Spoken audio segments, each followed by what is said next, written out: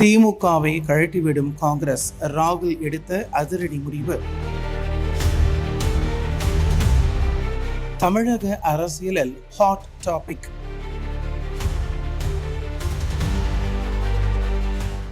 காங்கிரஸ் திமுக கூட்டணியில் தொடருமா, இல்லை திமுகவை கழட்டிவிட்டு தாவேகாவுடன் கூட்டணி அமைக்குமா என்பதுதான் ஹாட் டாபிக்.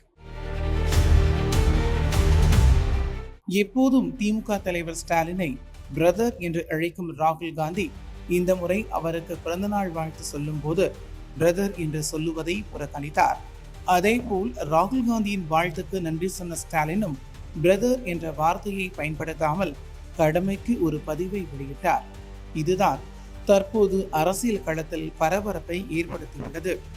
தொடர்ந்து தாவேகாவுடன் கூட்டணி வைக்க வேண்டும் என்று காங்கிரஸ் கட்சியின் ஒரு தரப்பு ராகுலிடம் பேச்சுவார்த்தை நடத்தி வருகின்றனர்.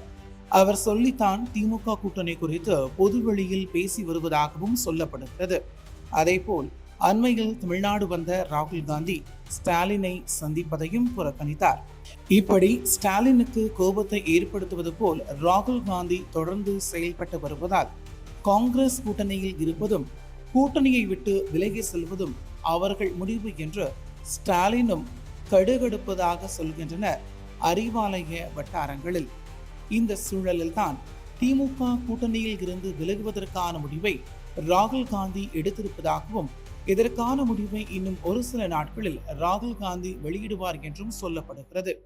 இப்படி திமுக காங்கிரஸ் தலைமைக்கு இடையே மறைமுக மோதல் இருக்கும் போது தொகுதி பங்கீடும் திமுக காங்கிரஸ் கூட்டணியில் விரிசல் ஏற்பட காரணமாக உள்ளது. கடந்த முறை 25 தொகுதிகளில் திமுக கூட்டணியில் போட்டியிட்ட காங்கிரஸ் இம்முறை 29 தொகுதிகளையும் ஒரு நாடாளுமன்ற தொகுதியையும் கேட்பதாக திமுக வட்டாரத்தில் கூறப்படுகிறது. திமுக 23 தொகுதிகளை தருவோம் என பிடிவாதமாக இருப்பதால் சீட் எண்ணிக்கையை உறுதி செய்வதில் இழுபறி நீடித்து வருகிறது.